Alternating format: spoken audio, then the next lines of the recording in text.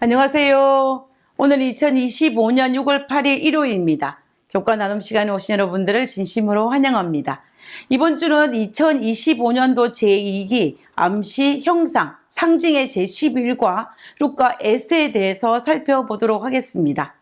우리는 한 기 동안 하나님께서 우리가 마지막 날에 일어날 사건들과 예언 그리고 예수님에 대해서 좀 더 잘 이해하게 하기 위해서 구약에서 여러 가지 암시와 형상, 상징들을 등장시켜서 우리를 돕고 있습니다. 창세기의 창조 이야기부터 바벨탑, 성소봉사, 시편, 다니엘성 여러 가지 사건과 형상과 상징들을 통하여서 우리가 마지막 날에 일어날 사건들과 예수님에 대해서 더욱 선명하게, 더 확실하게 이해할 수 있도록 돕고 있는 것을 볼 수 있습니다. 그러면 이번 주에는 우리의 구속주이신 예수님을 좀 더 깊이 잘 이해하기 위해서 구약에 기록된 사사시대의 룻기스에 등장하는 보아스에 대해서 살펴보고자 합니다. 그리고 마지막 날에 일어날 선악의 대쟁투를 예언한 요한계시록 13장과 14장을 좀 더 잘 이해하기 위해서 우리는 에스더를 통해 하만이 유대인을 왜 어떻게 멸절시키려고 하는지 그리고 그 결말이 어떻게 되는지를 살펴봄을 통하여서 이 인류의 마지막이 어떻게 진행되어지며 우리는 그때 어떤 자세로 살아야 할지 그리고 그 결말은 어떠한지에 대해서 살펴보고자 합니다. 그럼 기도드리고 이번 주 교과를 살펴보도록 하겠습니다. 기도드리겠습니다. 하늘 계신 저희들의 아버지 감사합니다. 저희들에게 하나님의 말씀을 사모하고 또 하나님 말씀을 묵상하고 또 하나님 말씀을 깊이 연구할 수 있는 마음을 허락하여 주심이나야 감사합니다. 우리가 날마다 말씀을 통하여서 하나님을 새롭게 발견하게 하시고 새롭게 발견한 그 하나님으로 인하여 우리가 새로운 힘을 얻고 오늘 우리에게 주어진 삶을 힘있게 살아갈 수 있는 저희들 되게 도와주시옵소서. 우리와 함께 하심을 감사드리오며 거룩하신 예수님의 이름으로 기도드렸습니다. 아멘. 먼저 기억절에 있는 말씀을 보겠습니다. 에스더 5장 2절입니다. 왕후 에스더가 뜰에 선 것을 본즉 매우 사랑스러움으로 손에 잡았던 금규를 그에게 내미니 에스더가 가까이 가서 금규를 만진지라. 우리는 이번 주 전반부에서는 아무런 희망도 힘도 없는 연약한 과부 룻이 친족인 보아스를 만나 결혼 과정을 통해 회복되는 과정을 살펴보므로 우리에게 있어서 그리스도가 어떤 의미인지 생각해 보고자 합니다. 그리고 이번 주 후반부에 가서는 포로된 페르시아의 연약한 민족이었던 유대인 중에 에스더가 아말렉 족속의 후손인 하만으로 말미암아 민족 말살이라는 엄청난 위기 앞에 어떻게 대처하는지를 살펴보므로 마지막 날에 사탄이 믿음의 백성 앞에 어떤 위기를 만들 것이며 그때 우리는 어떻게 대처해야 하는지 하나님이 어떻게 일하시고 계시는지에 대해서 우리가 살펴보게 될 것입니다. 오늘 1월 소재의 제목은 떡집에 닥친 기근입니다. 오늘 다룰 성경 본문은 룻기서 1장입니다. 룻기서 1장 1절과 2절에 있는 말씀입니다. 사사들이 치리하던 때에 그 땅에 흉년이 드니라. 유다 베들레헴의 한 사람이 그의 아내와 두 아들을 데리고 모압 지방에 가서 거류하였는데 그 사람의 이름은 엘리멜렉이요 그의 아내의 이름은 나오미요 그의 두 아들의 이름은 말론과 기론이니 유다 베들레헴 에브랏 사람들이더라. 그들이 모압 지방에 들어가서 거기 살더니. 룻기서의 배경은 사사시대입니다. 사사시대의 특징을 이스라엘의 왕이 없으므로 사람이 각기 자기 소견에 옳은 대로 행하는 시대입니다. 그러나 우리가 출애굽기를 읽었다면 사사시대에 왕이 없다는 이 표현은 틀렸다는 것을 우리는 알 수가 있습니다. 왜냐하면 이스라엘 백성들의 출애굽 과정에서 시내산에 있을 때에 이스라엘 하나님과 이스라엘 백성 사이에 시내산 언약을 맺게 되는데 그 시내산 언약에서 이스라엘 백성의 왕은 하나님이시고 그들은 이스라엘 백성은 하나님의 백성이 되기로 서약하였습니다. 그렇다면 이스라엘 백성이 가나안 땅에 도착하여 맞이한 첫 번째 시대였던 이 사사시대에 이스라엘의 왕이 없다라는 것은 진짜 왕이 없다는 것을 의미하는 것이 아니고 그들의 왕이었던 하나님을 인정하기를 거부하였던 시대라고 우리가 볼 수가 있습니다. 그러므로 사사시대에는 하나님을 왕으로 인정하지 않고 불순종과 반역이 넘치는 시대로 죄가 반복되는 암울한 시대였습니다. 그 시대에 베들레헴에 유다 지파 사람 엘리멜렉이 살고 있었습니다. 베들레헴의 히브리어의 의미는 떡집입니다. 베들레헴의 원래 이름은 에브라시입니다. 에브라스의 히브리어로 이름의 뜻은 풍요로운 또는 결실이 많다라는 뜻입니다. 베들레헴에 얼마나 풍요롭고 먹을 것이 풍부한 지역에 있음을 우리는 그 이름의 의미를 통하여서 알 수가 있습니다. 그들은 젖과 꿀이 흐르는 약속의 땅 가나안에 정착하여서 하나님께서 허락하신 풍요로운 삶을 기대했겠지만, 그러나 그들의 현실은 흉년이 들어서 먹고 살기가 힘든 상황이 되었다라고 룻기서는 기록하고 있습니다. 고난이 닥친 것입니다.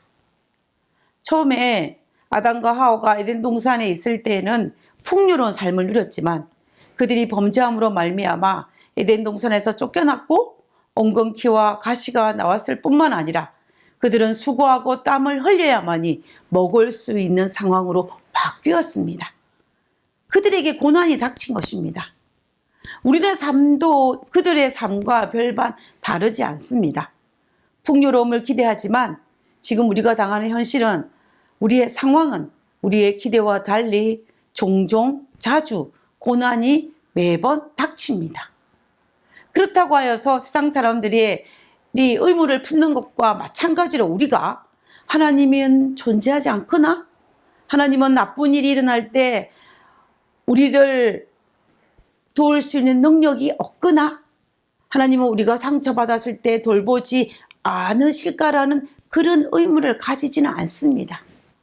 우리는 이 고난을 어떻게 바라보고 어떻게 받아들이고 어떻게 해결하는 것이 그리스도인으로서 올바른 자세일까요? 룻기서는 이 문제에 대해서 하나의 해답을 제시하고 있습니다. 엘리멜렉은 흉년으로 기근이라는 고난의 문제를 해결하기 위해서 약속의 땅 베들레헴을 떠나서 이방인의 땅 모압 땅으로 이주하기를 선택하였습니다. 우리는 이 해결 방법을 볼 때에 이 방법은 하나님의 방법이 아니라는 것은 너무나 쉽게 알 수가 있습니다. 왜냐하면 하나님께서 흉년이 들었다고 하여서 베들레헴을 버리고 이방인의 땅 모압으로 이주하기를 원하시지 않는 것은 우리는 너무나 확실합니다. 왜냐하면 이 모압이라는 나라가 이스라엘 백성들에게는 어떤 나라였습니까? 모압은 단순히 이방인의 나라라는 사실로 보기보다는 우리가 민수기 25장을 보게 되면은 출애굽기 과정에서 광야 40년이 거의 끝나가는 시점에 가나안 땅을 목전에 두고 있을 그때에 모압에 있는 사람들이 이스라엘 백성들을 무너뜨리기 위해서 모압 여인들이 이스라엘 남자들을 유혹하게 하였습니다. 그 유혹에 이스라엘 남자들은 넘어가고 말았습니다. 이 일로 말미암아 연병으로 이스라엘 백성 24,000명이 죽었다라고 성경은 기록하고 있습니다. 결국 모압은 단순히 이방 민족을 넘어서 이스라엘 민족과는 원수지간이라고 밖에 볼 수가 없습니다. 그리고 하나님은 이스라엘 백성들이 우상 숭배자인 이방인과 함께 거하지 못하도록 분명히 말씀하셨습니다. 그럼에도 불구하고 엘리멜렉은 자신이 닥친 이 고난의 문제를 해결하기 위해서 약속의 땅을 버리고 이방인 땅을 선택하는 것을 볼 수가 있습니다. 엘리멜렉은 하나님의 뜻을 버리고 자신의 의견을 선택했다라고도 볼 수 있는 것입니다. 그 결과는 엄청난 고난을 초래했습니다. 룻기서 1장 3절과 4절에 있는 말씀을 보면 이렇게 기록하고 있습니다. 나오미의 남편 엘리멜렉이 죽고 나오미와 그의 두 아들이 남았음에 그들은 모압 여자 중에서 그들의 아내를 맞이하였는데 하나의 이름은 오르바요, 하나의 이름은 루시더라. 그들이 거기에 거주한 지 10년쯤에 5절입니다. 말론과 기론 두 사람이 다 죽고 그 여인은 두 아들과 남편의 뒤에 남았더라.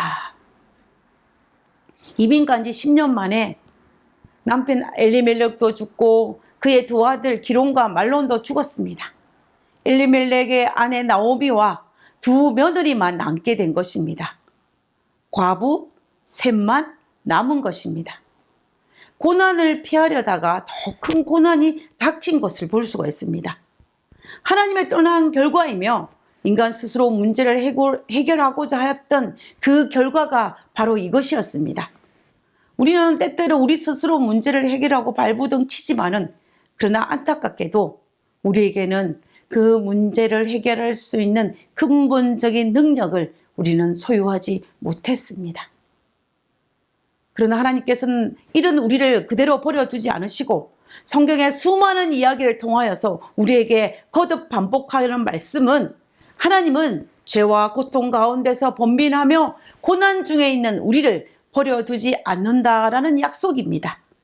비록 우리가 지은 죄의 결과로 말미암아 고난을 받기는 하지만 그 고난이 우리의 삶에 닥치기는 하였지만 하나님은 우리의 자유의지를 침해하지도 않으면서 언제나 우리와 함께 하시며 항상 인간의 역사 가운데 일하시며 죄와 고통의 문제에 대한 궁극적인 해결을 우리에게 제시하고 계신다라는 것입니다. 결국 우리가 하나님께 손을 내밀면 그분은 우리의 삶에 개입하시어서 문제를 해결하신다라는 것입니다. 룻기서에서 나오는 나오미의 경우도 마찬가지입니다.